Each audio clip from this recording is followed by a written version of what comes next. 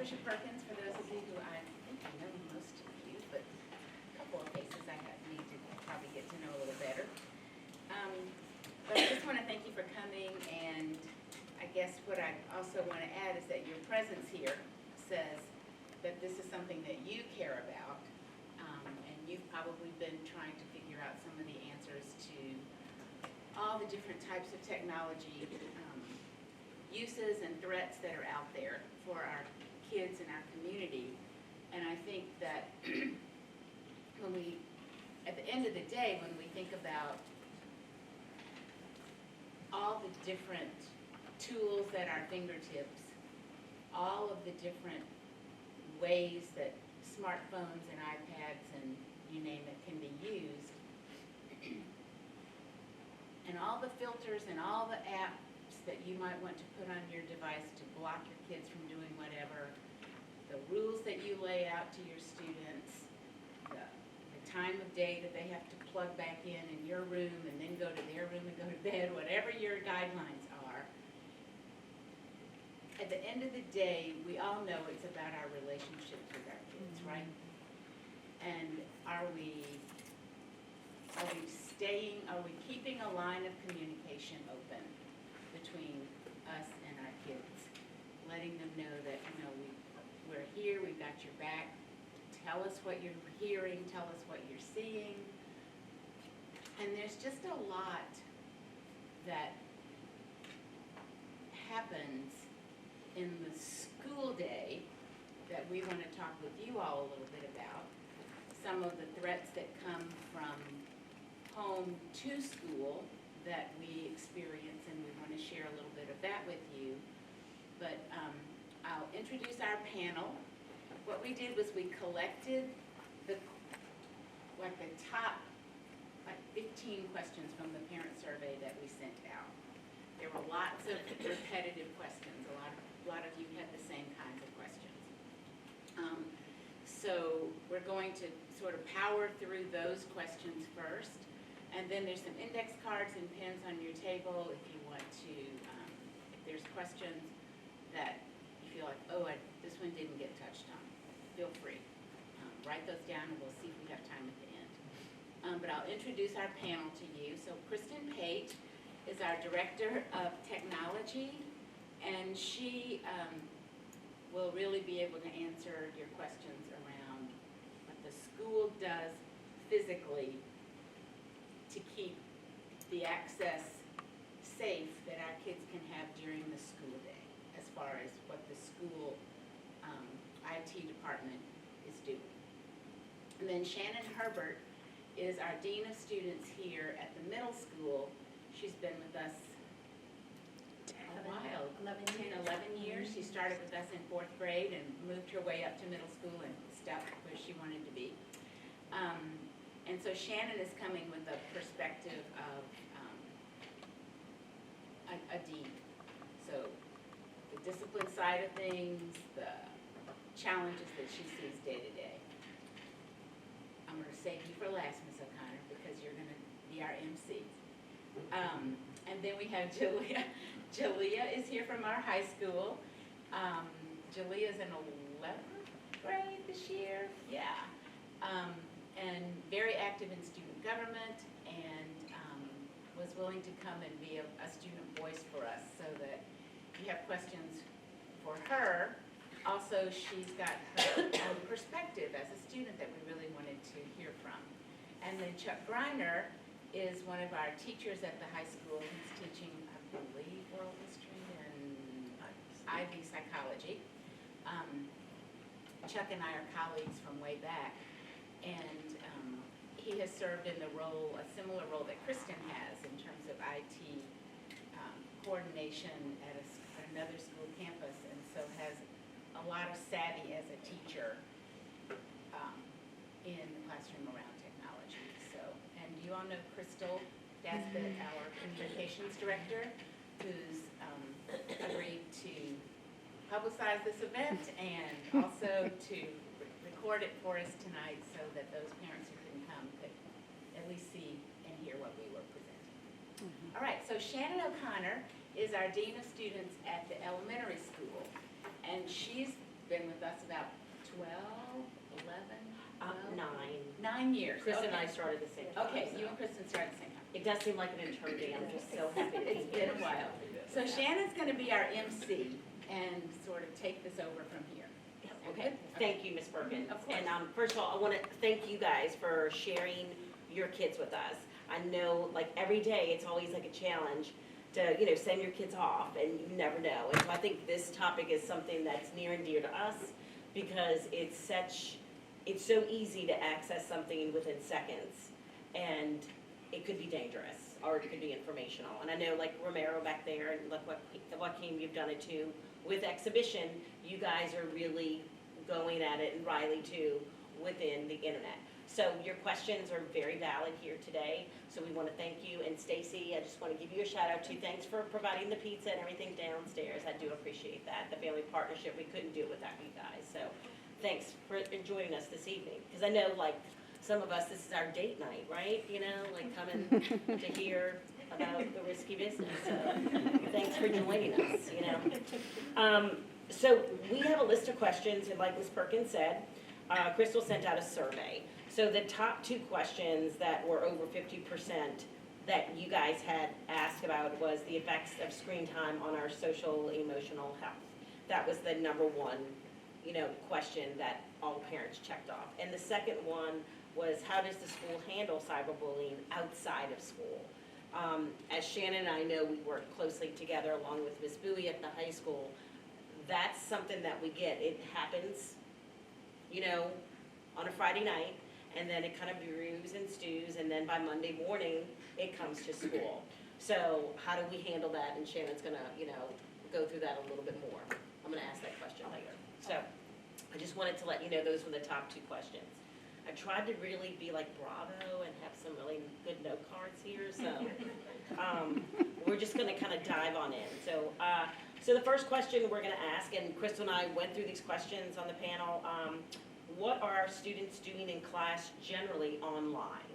So, Mr. Greiner, do you wanna Yeah, so the talk answer about to that? this question is going to be the answer to a lot of these questions, and it's going to vary. So if you're an elementary teacher or a middle school teacher or a high school teacher, it's going to vary widely based on your content, based on the technology available, based on the curriculum. So generally, the technology is used as an instructional tool. So students are researching, they're writing papers, they're using the Google kind of platform that you might see, so maybe creating slide presentations or typing a research paper. The AI stuff that you might be hearing about is kind of coming along in that realm as well. It's not really used instructionally as a tool as much as it is kind of a research-based idea, but I suspect you're going to hear a lot about AI over the next couple months, even years. So schools are developing policies on that piece. But typically they're using it as an instructional tool. Research in terms of the internet, you're looking at things like researching, so internet-based type researching. And I can tell you that the school itself does a really nice job of filtering materials. And in some cases they're going to the extent of it probably blocks some things that you might think. So we were doing a project on World War I.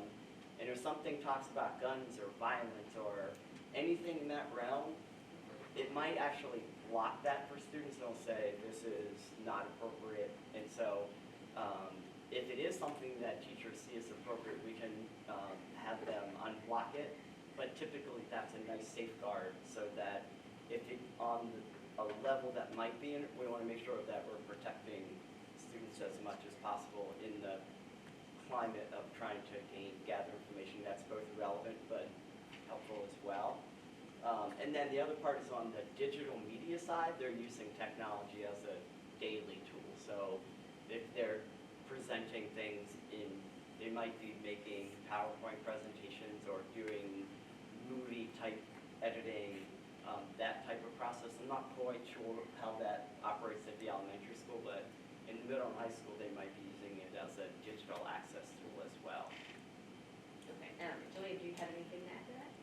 Well, when I'm in class and I have my computer out and everything, I usually see the people around me they usually use their computer and the internet for research purposes, or, going on a certain website to complete their work, or just going on Google Classroom and opening the assignment that the teacher told us to open. Because even if we did have access to other things, we have a system on a computer and it blocks out everything that's not really school related, so. And Ms. Pate, do you have anything? I know we talked about AI a little bit, but I don't, that's a whole. Yeah, so, having been in the classroom for a few years before I transitioned into this role, I can speak a little bit to what it looks like on the lower grade side. So a lot of the interactions that the lower grades may have may be more focused on particular softwares versus being inside of Google Classroom as much as high schoolers would be. So they'll be on things like Zern, or they'll be on things like NewsELA and so forth. So those are the type of things that you might see your younger learners interacting with when they're on the computers. And as far as AI is concerned, which obviously that's been a big buzz thing and talk, and how does that impact learning? Is it good? Is it bad? Are we going to all be taken over by robots at some point in life?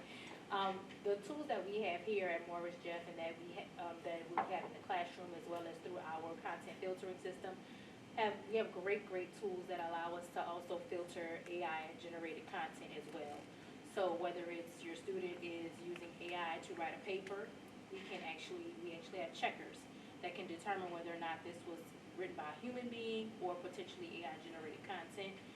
We also have built into our content filtering AI alerts for AI generated images and so forth as well that may potentially be inappropriate. So AI has, just like technology in general, there's the good and then there's the bad. So we're trying to hopefully focus more on the good side of things, but also still informing you that there are some risks that that you may experience when your children are interacting with technology on a daily basis. Thank you, Kristen. Thank you, guys. So the second question, we're going to kind of move on. How much screen time do Morris Jeff students have during the school day? So are they using their Chromebooks every day? Are they, and I'm sure Mr. Greiner, you kind of answered that too. Is it every day that we're using? Yeah, it does vary, and some of it is particularly at the elementary. If they are using some kind of platform, then it might be an everyday piece, so an English platform or a math platform. They might be using that computer as an instructional tool, but it's usually a standalone and may not be connected to the internet. In the high schools, it also does vary. So there are teachers that will use every day it's Google Classroom, and that's the platform for their learning. And then there are teachers that use it periodically to maybe push out assignments or to collect assignments, but some of the work might be done independently of computers. And Jaleah can probably speak to that even better, but it really depends on the class and the content.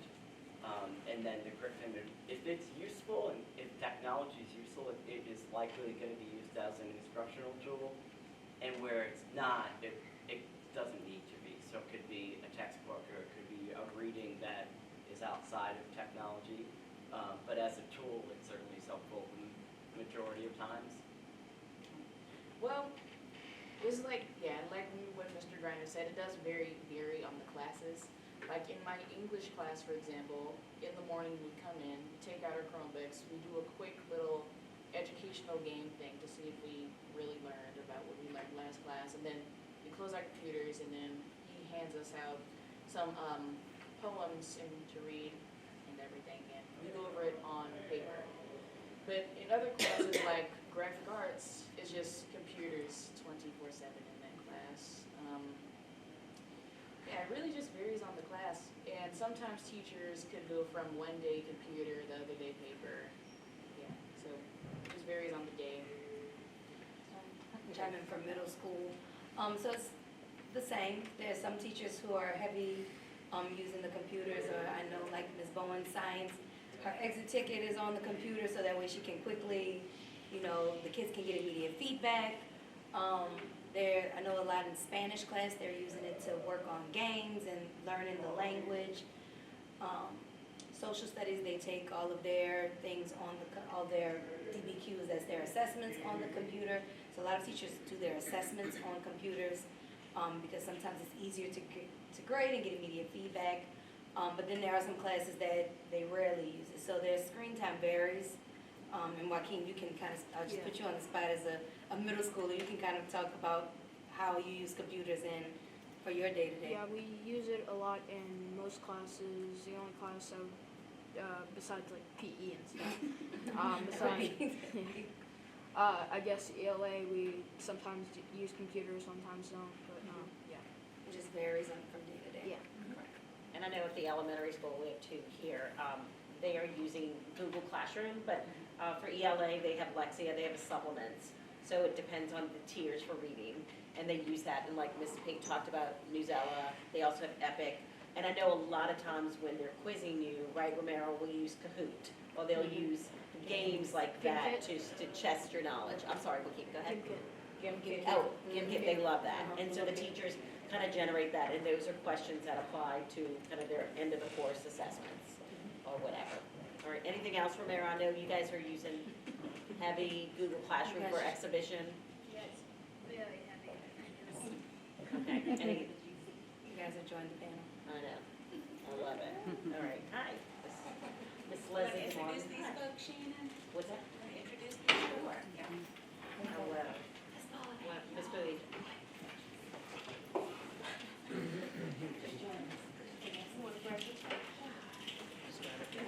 Hey, how are you? I'm good. All right. We just finished up the first two. So Okay, great. Hey, good to see you all. Okay, Lesley DeMartin, to my left here, your right, is our Director of Counseling for all three campuses, and she's also a high school counselor. So she does have a large role to fulfill. And then Alondria Bowie is our high school dean. Yeah, we're all three here tonight. Yes, Shannon, and Ms. Bowie. So thanks for joining us, guys. So we are still, anything else you guys want to say then? Welcome. On to the next question. All right, good. So on the third question, how integral to the curriculum is the digital access? So we have kind of talked about that, Mr. Greiner. Do you have anything else? The digital access itself, the curriculum, it really does vary, but the actual access, so like if the internet goes down and you are doing something, then it's a pretty significant event.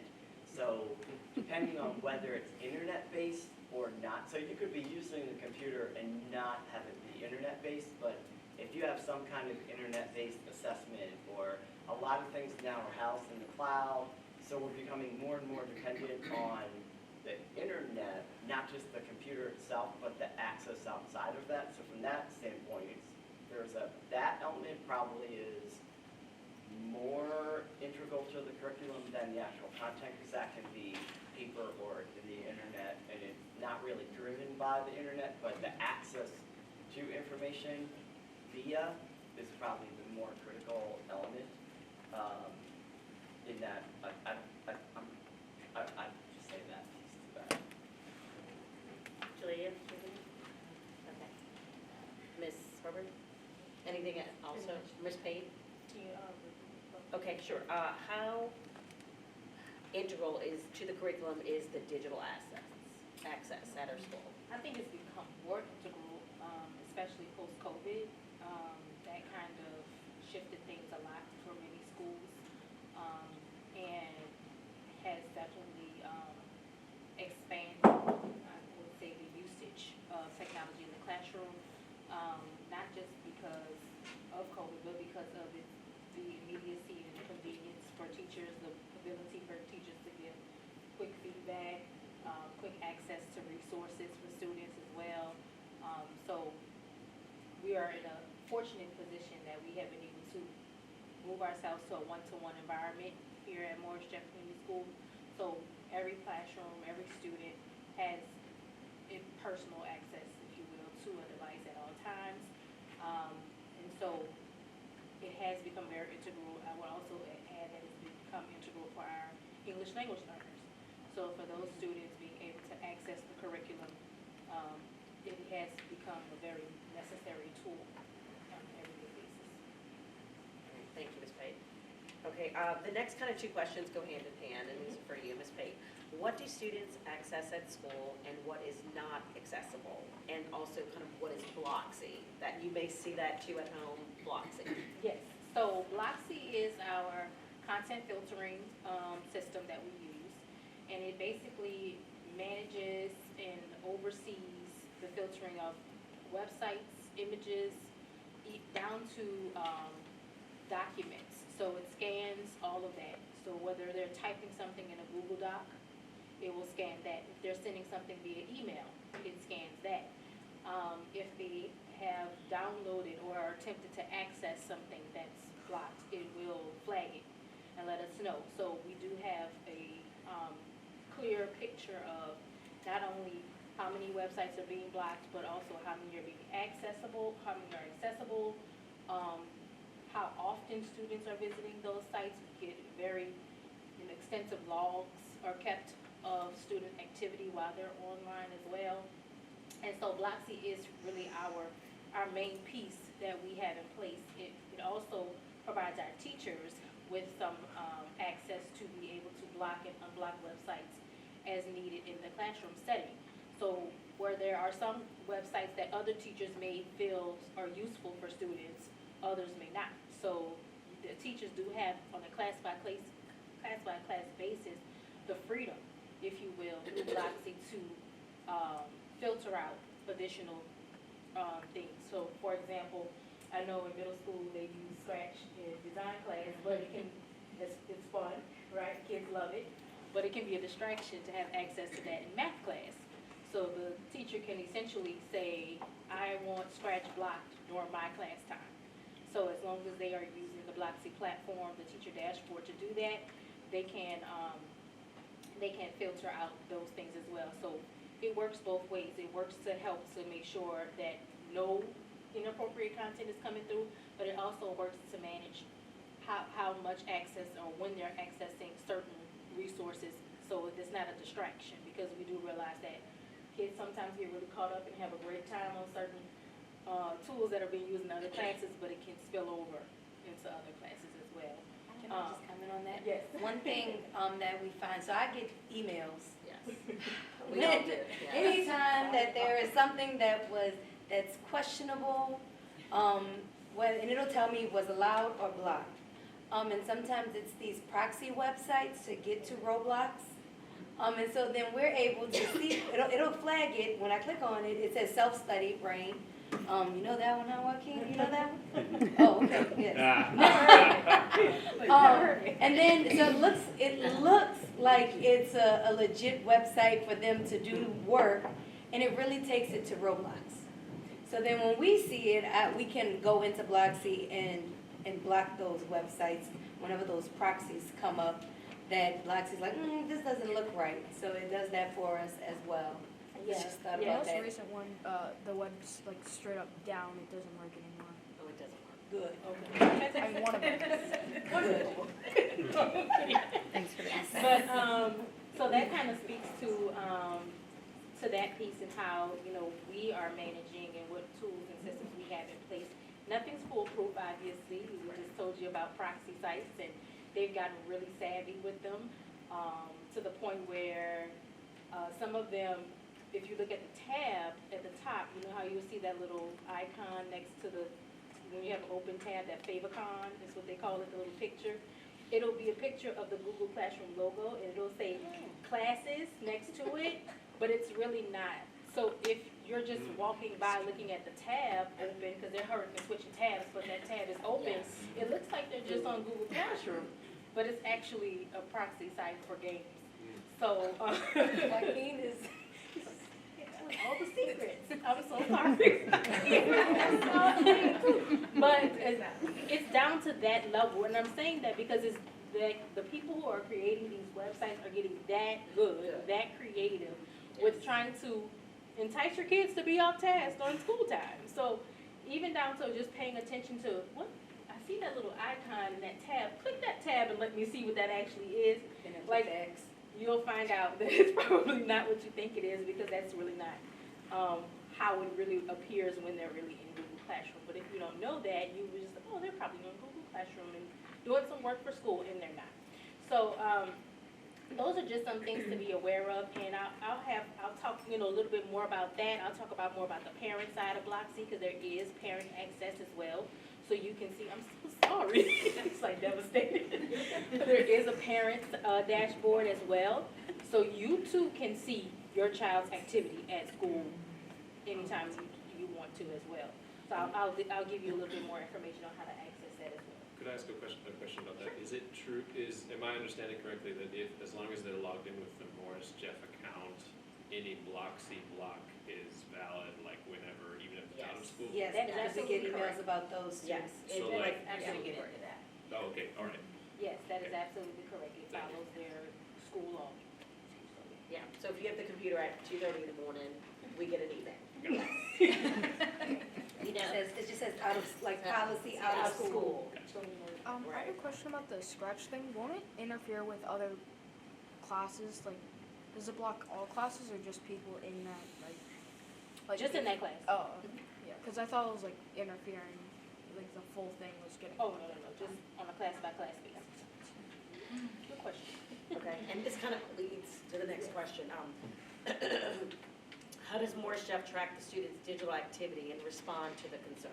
So like, what items are flagged? Like, is there a list, or how do you determine that? Yeah, so we have filtering policies, and those policies, essentially, we have a main district level or, school-wide level policy. So I go in, I add websites just like I block websites. So I can allow certain websites if they need to be allowed, because sometimes they will block things that are educational or resources that they may need, like especially at high school. Sometimes they'll block things like CNN, but that could actually be a very good website for them to be on for research purposes. So I can go in and block and allow just the same. Same for YouTube channels. So I can actually block or allow a channel on YouTube. And the way our YouTube is filtered is the kids do not get ads or advertisements at any point in time while they're watching videos. They don't have suggested videos on the side.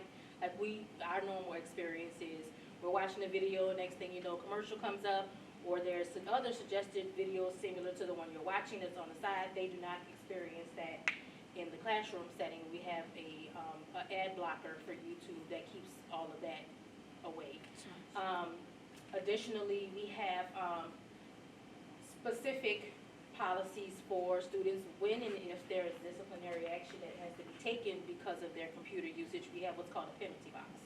So if your child has ever been, none of these kids in here would never be in the penalty box, so I know that they've never had that problem. But for students who do have difficulty regulating and managing themselves with technology, we do have the penalty box.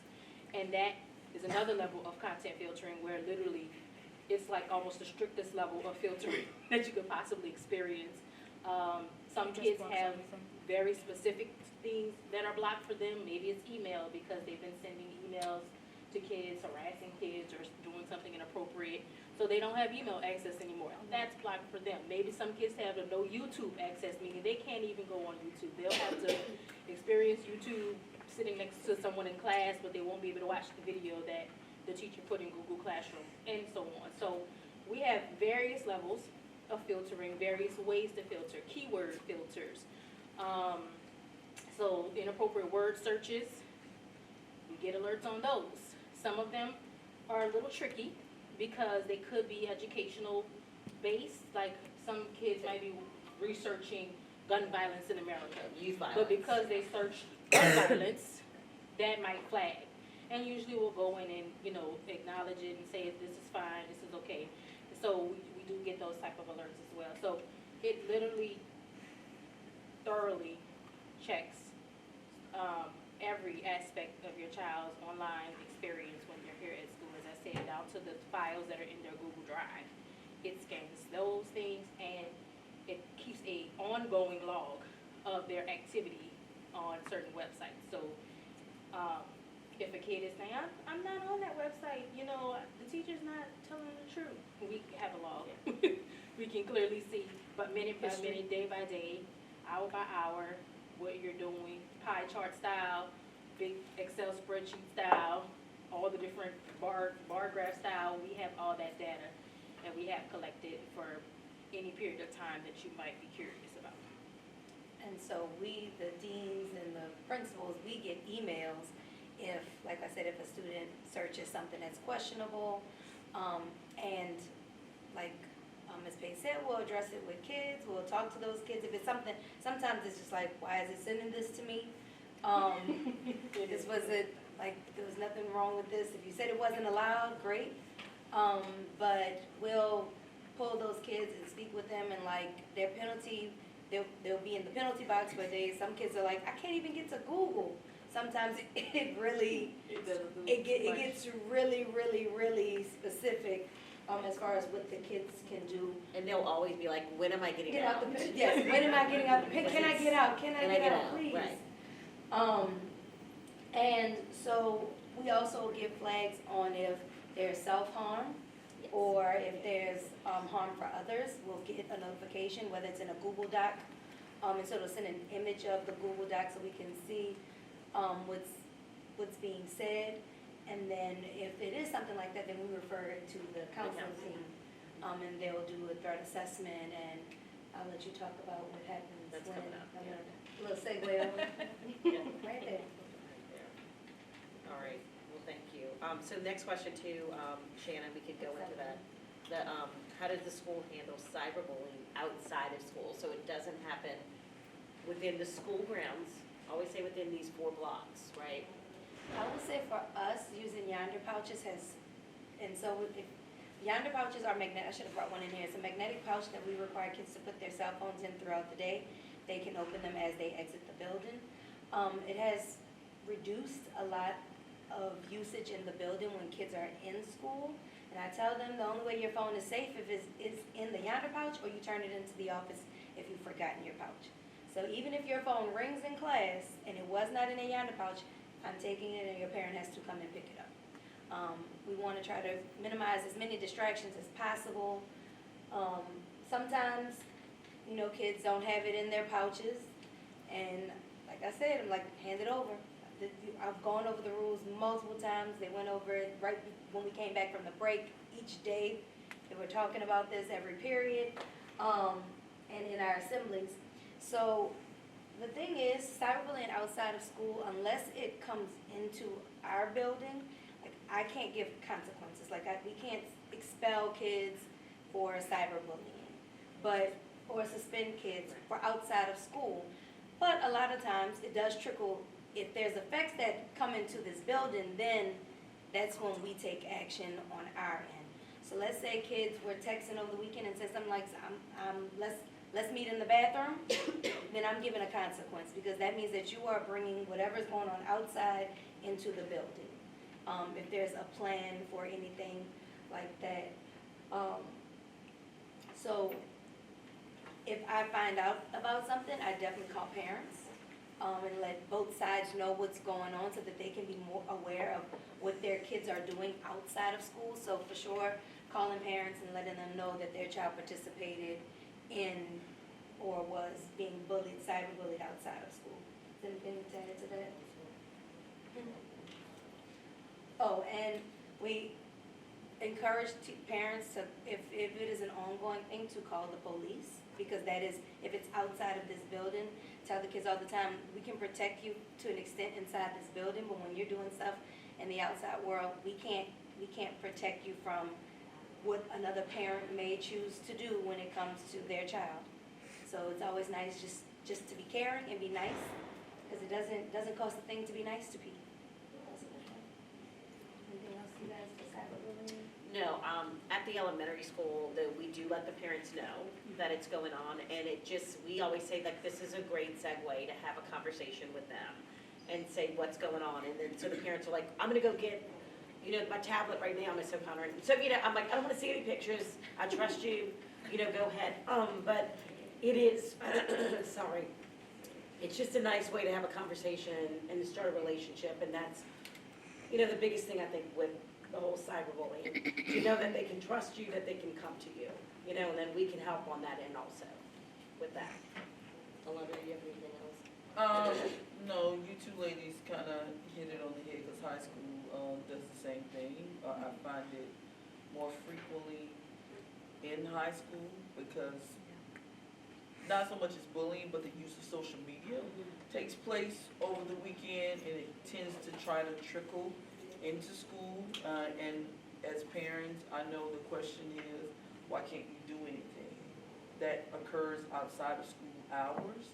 It's not that we don't want to do anything, it is because it's really not within our capability to do anything, which is why we ask parents to please make sure if it's something that you deem as a threat or that you deem something that is unsafe, please make sure you contact the police within your district or precinct. Yeah. Ours is, at elementary, is mostly the gaming. And they're playing gaming and they'll say something mean or inappropriate on the game site. So a lot of people are kind of connected through that way. So, but, you know, most of the parents are aware and connected. When that happens, they usually take action right there, that they have accessibility issues with that. Let's follow up on that one. Just Okay. real quick. Morstaff does an excellent job at teaching like conflict resolution strategies to our kids from a very young age, and that is like so evident in their interactions. And I know it's a deeply personal decision on when kids have access to social media and devices. That's a family by family decision, right?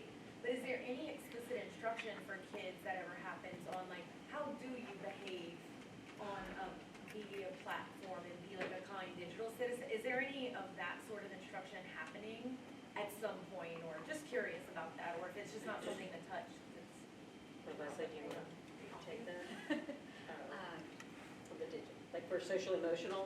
Yeah, just like here's how you engage with people, because I think sometimes the engagement on an online platform or on a device can be so different from in person. And Morstaff does such a good job at helping kids when they're face to face communicate effectively and mitigate conflict. Right. Does that also happen in a Be a visual problem. way is what I'm Right. wondering. Yeah, or, you know.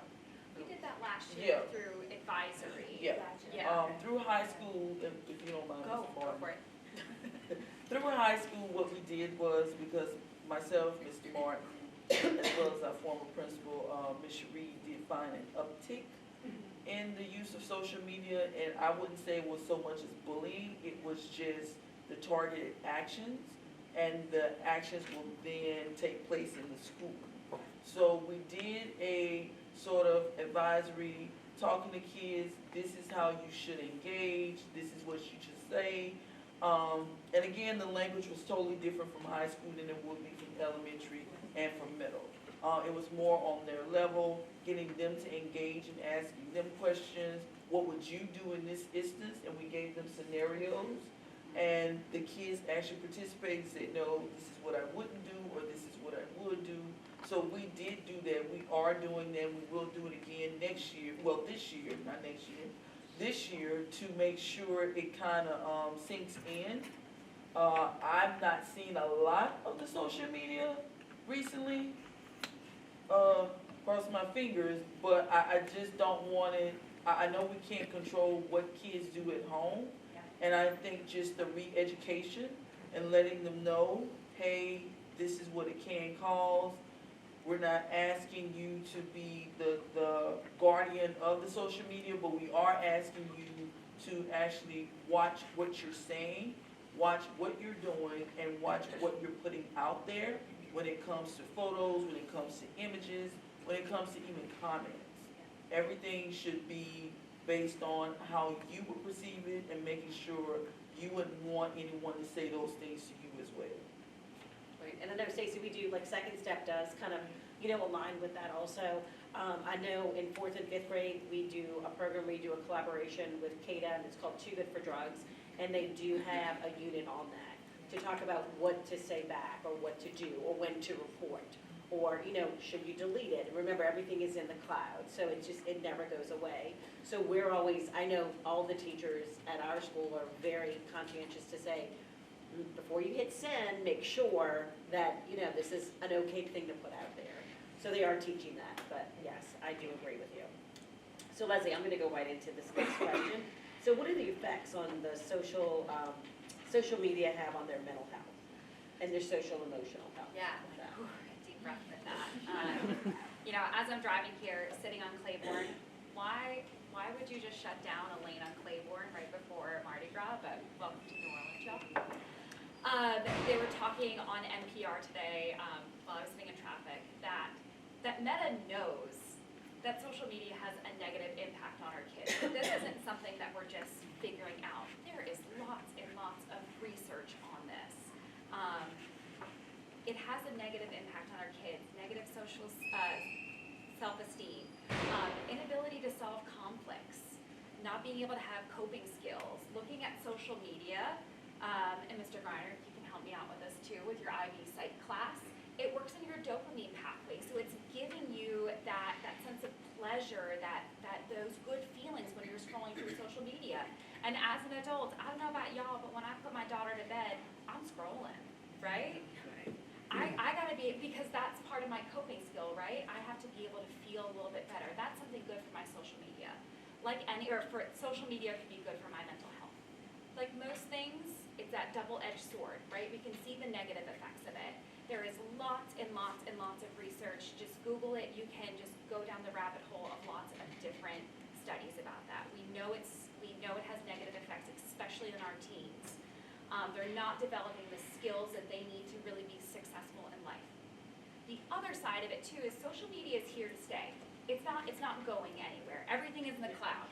I get notifications, on Facebook of things that I posted 10, 15 years ago, and you're like, good Lord. Yeah, right? Our kids are gonna go through that too. They don't just disappear. So us as adults having that feeling as well to say, hey, this is my lived experience. Like I posted this song that I was so obsessed about in college the other day, and I looked at it, I was like, oh my gosh, Lesley. Right, like I'm embarrassed reading that, but I thought it was so cool posting it. Or you could say, look how good I look. Or look how good I looked. Yes, there is that too. So right, it's here to stay. We as adults, we have that lived experience, and we have to use that with our kids. Social media can also be a force for good. A lot of my teenagers, I don't want to put you on the spot, Jaleah, right? It's a way that they connect with each other outside of school. So I've had kids, middle school and high school kids, they have that anxiety when parents take that phone away, right? Because yes, they're addicted and they want to scroll in Roblox and watch the new TikTok dance, whatever, right? But the other part of it is that connection to their peers. Look at this video. What do you think about this?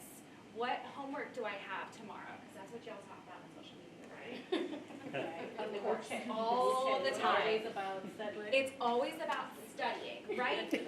So it's that double-edged sword, right? Where that connection to that peers, which is so important to be able to have that connection to one another. But I think also it's part of our job as adults to help put those boundaries in place. Again, social media is not going anywhere. The effects on the brain, it's not going to change. It's not going to change our dopamine pathways, right? What can we do as adults to help balance the good and the bad, to put those boundaries in place? Yeah, I see you smiling. Yes. Come on, Curly. What was the question? What are the effects on your social media on your mental health or your social emotional health? Oh, well, it really, so I'm gonna say something because back when I was in freshman and sophomore year, kids would go out their way to make like social media accounts to, slander other people or say bad things about other people.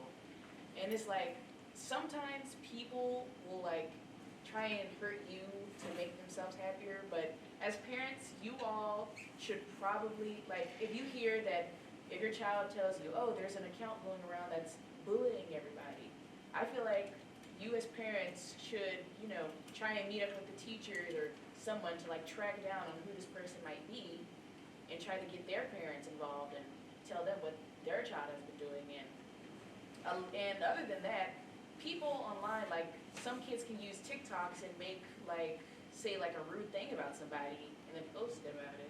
And then post it on their Instagram story or something. And it's like, people my age, when they get into altercation or have beef with somebody, they're gonna talk about it online. They're gonna make slight little sneak disses at them or something. And then those sneak disses will turn into a confrontation. And then the confrontation is either gonna turn into a argument or a fight. Then, parents gotta get involved and everything. And it's like, I feel like as parents, you guys should, see your kids' social media more, see what they're posting, make sure they're not really bullying anybody, or they're not behind an account that's bullying anyone. Just Morris Jeff is kind of on the forefront. I don't know if you guys were paying attention, but today the Senate Judiciary Committee had a meeting with all of the big tech people. So the Twitter people, the Instagram people. I'm sure you're going to hear about it in the next few days. They lambasted those people because they're allowing so many of these things to happen on their sites. You might be seeing advertisements. I thought 2 weeks ago, Instagram had an advertisement about, hey, we want to be out in the forefront of protecting our teenagers, and there's all these new apps that you can block or accept if someone's downloading an app. Parents can now control all that. This is something that Morris Jeff is really out there. Hopefully everybody is doing this kind of stuff, but if not, you should be really happy that your school is, because as a school community, the proactive nature of this, it's not something that is just happening here, but it's across the country, across the world.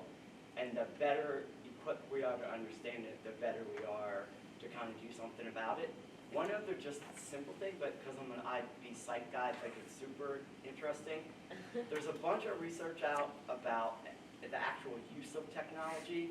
And when kids are constantly on their phones and on computers, it's a real close, like, they're very close. So their eyes are, doctors are finding that an inordinate amount of students are coming to them with nearsightedness, because as everything is so close, their eyes adjust and they start to think that having these close things is the normal, and their eyes start to elongate, and now they're finding they're getting kids who need glasses earlier. So that kind of stuff is inside, but technology can influence, mental and physical health. And interestingly enough, the cure for that is put the phones down and look at the world, get some distance, and literally and figuratively, the more distance we can put, even though it's an important thing, the more distance we can put between technology and kids on a regular basis, the better they're going to be socially and emotionally. We should be talking to kids at lunch. Kids should be talking to kids, but instead they're talking on their phones, and they're missing all that social interaction. And so the more that we can kind of facilitate those things in schools, in homes, wherever that is, the better it's going to be for the entire community when we do that. And the more parents that do that, it just becomes natural, as opposed to my parents the only one that's making me put my phone away. And if we kind of create a culture where that's the acceptable thing, then we can maybe really grow that. I'm just thinking, No, go ahead. I'm just going to say, go ahead, Lesley. yeah, I was just thinking, just going off IB Psych, right? Eric Erickson was a psychologist. He has these psychosocial stages of development. So we think of our late elementary up until about 20 years old, we're going through this phase called identity versus role confusion, right? So kids are trying to figure out, who am I in the world? What is my role? What is my role within my school? What is my role within my community? What is my role within my family? When you throw social media into that, those roles kind of go out the window, because social media, you can be anyone. You're trying on different roles versus being able to have connections and relationships with one another. And that's how Erickson talks about that stages of development of having those relationships with one another. So that physical relationship with one another, also I was reading that article too about your eyes too, to be relationship with the world and having that connection with the outside world is so important. But figuring out, who am I? I will say, when I think about who am I think about our Morris Jeff students. I'll say at the high school level, our students are very open with us about what's going on. I feel like we get tipped off about a lot of things, not in a way of oh, I'm telling on you or this and that, but hey, this is my community, kind of what you were talking about. We want to keep our community safe, and I have to say, in some of the other schools that I've worked with, that hasn't always been the case. And I will say, again, just speaking from high school, our kids want their school to be a safe place. So they do come to us a lot with things when they see things starting to happen on social media. And they might not give us all the details, but they might say, hey, something's going on. It's brewing. It's brewing. Can y'all take a look in this? Because we want to protect our community, and we want to protect our community's mental health too. So So thinking about the mental health of not just the individual, but of the school community as well. In the middle school, I have a couple of, well, it's more than a couple of kids, but they will tell me, Ms. Herbert, something happened over the weekend, so let me see. And they'll show me their phones, they'll show me everything that occurred, and so that I can kind of get a handle on what's happening and interview kids. And one of the things that I find, especially with the phones, is that they're saying things here that they wouldn't dare say face to face, or dare say in front of their parents, because they know it's inappropriate, and that could be inappropriate sexting messages in middle school. It happens, and just we talk to kids about child pornography, because even if you have a picture of yourself in your phone, you now are in possession of child pornography. That is the law. And then I have to call our school resource officer. And it is the things that kids are saying on social media, via text, secret apps.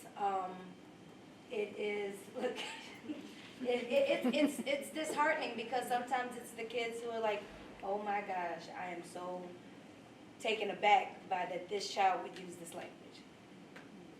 Because it's all, I'm not gonna say, it's all kinds of kids.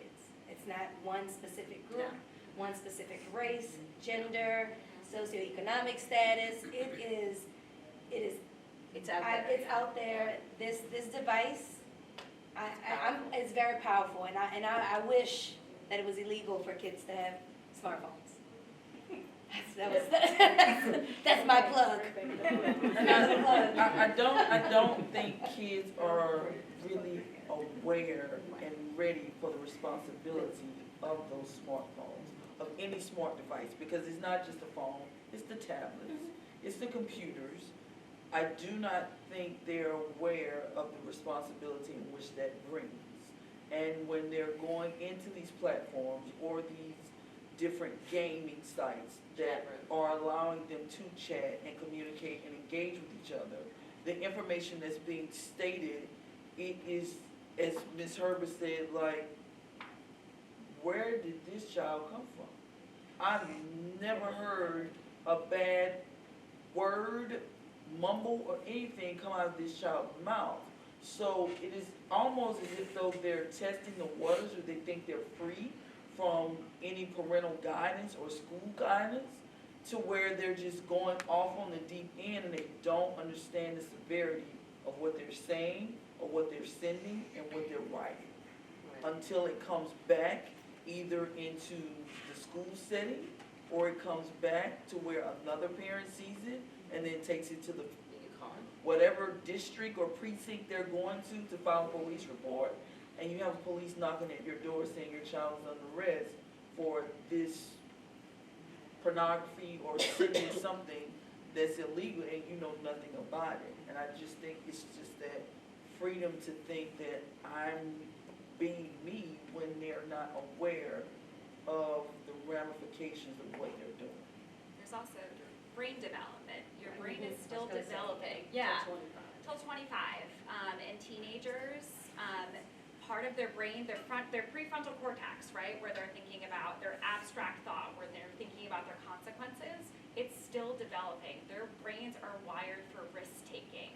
So that's why we say it's across the board, right? Their brains are wired for risk-taking. Again, that's our role as adults, to set those boundaries. I mean, how many times, even with our little kids, you say, what were you thinking? And the answer is, I don't know. And right? And they're not being flipped, right? They're legitimately, they truly don't know. And that's because their brains are still developing. They haven't figured out those consequences. And we don't want it to go down the road when you get that knock on your door to say, this is something really, really serious that you're being charged with. Again, putting those boundaries and understanding where our kids are developmentally as well. Right. And I think, I know we have a few more minutes, so the last question that we saw a lot of is the FOMO. Can you answer that? Like, fear of missing out. Like, you know, X, Y, and Z has a phone and they're 6, and you know, their mom says they can have it. So, I mean, a lot of kids do, so a lot of parents put parameters. So what can you tell us as parents that put those parameters, that their kids are constantly says, but Miss Bowie has it and Miss Right. Herbert has it, but I don't have it. I'm like, Yeah. what do you hear it Yeah. every what's your day. best advice? Right. So it's okay. Right. And look, every family's It's different, different. every child is different. Look, I'll tell you, I have an 18-month-old, and like she grabs it and she's looking for Big Bird, right? And like it's a tool. Sometimes I need to put Big Bird on because I need 2 minutes to put something in the microwave, child, you know? Right, but you see how in such a young age that they're drawn to it, right? Social media is here to stay. I think then it goes back to your relationship with your child. If you have that FOMO, that fear of missing out, what do you feel like you're missing out of? Help me understand, how is social media helpful to you? Is it at the end of the school day, like I'm just so overwhelmed, I just need to scroll for a couple minutes? Cool, we can work with that, but maybe instead of, 3 hours, you get 30 minutes and then I'm taking the phone and you need to go walk the dog or you need to help me with dinner, right? Because that also helps reinforcing those coping skills. That's amazing. All right. And Ms. Pate, do you want to, okay, and then you can end it. I know we have a lot of the QR codes there Yeah, too. and so, my kid's a junior in high school, and so I've kind of, worked through this, I want a phone, I need a phone, I want a phone phase with him. And I kind of did a gradual release, if you will. I started with something as simple as a little Gizmo Pal watch phone thingy from like Verizon. And part of it was not just about him having the access to a technology tool, but the maturity and the responsibility of managing said tool. Because how many times have we put a tool in front of our child and then 10 minutes later it's broken, you're like, what did you even do? And the screen smashed and shattered and it's not working anymore. And it's like, what did you actually do in the short amount of time that this was in your hand? So part of it was the responsibility of managing something of that nature. And then once I did finally get to the point of giving him an actual smartphone, I used apps that were available to me like Family Link through Google to monitor and to make sure of what apps he was downloading on his phone. So, he saw me do that. He, knew it was there. I didn't try to sneak him with it. I was like, look, this is what's happening. Putting this app on my phone. We're putting this app on your phone. This is how this is going to go. And really setting those boundaries, as you said. And I find that now that he's a junior in high school, he's far more responsible. He, his time spent, I see him all the time on his phone, and I know exactly what he's looking at. He's watching old episodes of Fresh Prince of Bel-Air sometimes. Like, why are you looking at it on your phone? There's a TV right there. But whatever, he's that kid. But I also think that because, I did it in an age-appropriate way, that the way he manages it now is not in a reckless way. He doesn't manage his social media recklessly. He has group chats with his friends, I'm sure, like you do, right? And they're usually talking about. He's like, they're texting too much. I put him on silent. I'm like, I did too. he just does that. Yeah. He's like mutes the group chat, because Fine. even for him, he's like, it's too much. I don't need this much interaction with them even. They're my friends, but I don't even need to see 10,000, it's like 5 or 6 of them like texting constantly. So he's like, I don't need to see it, I don't want it, I'm doing something else. And then also, making sure your children have other activities out that are not phone or technology related that they can engage in. Like whether it's art or dance or music, a lot of times when they pick up those interests, this is less interesting to them. They don't care. They're not the least bit concerned about it. They can leave it and sit it down for hours and never touch it because they're more concerned with what they're doing. My kid likes to cook, he likes to do photography, so he's more apt to do those things than to be on his phone. He doesn't even play games on his phone. Okay. You have nothing on there, no Candy Crush? But no, he's not. And then I also think for us, we have to model good technology usage as well as parents. Like you're the person that, not now, I'm busy, too many things going on. The kids are gonna feel like, okay, well, they're going to get detached, and then they're going to retreat to probably technology or just within themselves and not really communicate. So we have to, as parents, and I have to catch myself sometime, right? Put the phone away, go put it on the charger, and leave out of the room, and leave it there, and not touch it. and put it on do not disturb at a certain time, and give it, set those, alarms in there that it goes automatically into sleep Our mode. learner profile All is the things. balanced, so we have Yes, to find a finding that balance in the day. We between can always when go do back you, to that. when is it necessary and when it's just a distraction, because sometimes it really is just simply something to do when we could be doing something else. I mean, picking up a new hobby or Well, something. thank you, Ms. Pate. Can you want to tell everybody about those Yes. resources? And So we're going to on kind of wrap it your- up. Thanks, guys. On the tables are some placards. There is a QR code for some resources that were really great resources that I found through NetSmart, and I encourage you to actually go to the website because there's even more resources available, especially if you have a range of children age-wise at home, because I know that some parents here don't just have little ones. You might have a kinder and an 8th grader, right? So you want to go on that website. It's called NetSmart. But I curated as much of the resources around their online safety into one document for you, so you didn't have to download each one individually. It's right there on that QR code. But they also have really great information. The site is actually sponsored by the Center for Missing and Exploited Children, so they also have other information on how to register your child in case they ever go missing. Those things go hand in hand.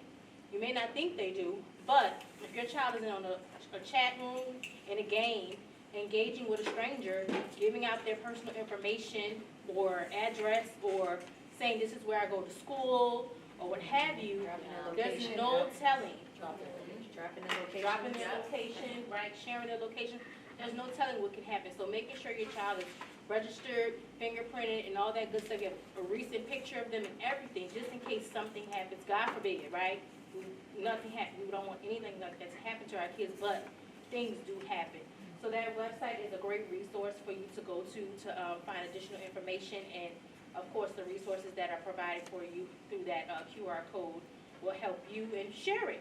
Share it with other family members, other friends in your community, in your network, because the more we network together and we present a solid, strong front about what boundaries we're setting in place for our kids, they won't feel like they're the oddball out, right?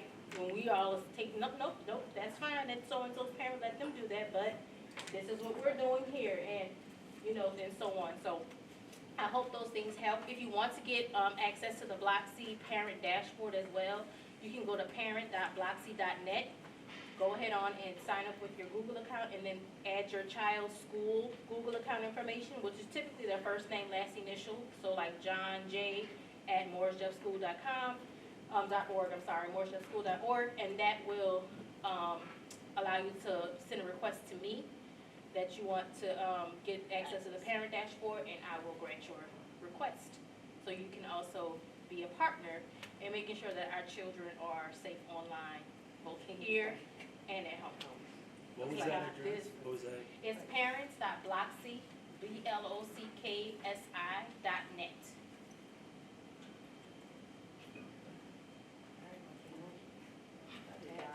All right, guys, thank you so much. Thank you, panel members. We appreciate you guys spending time with us, and thanks for coming out, guys, on a Wednesday night. Thank you Appreciate it. all. Thank you. Thank you.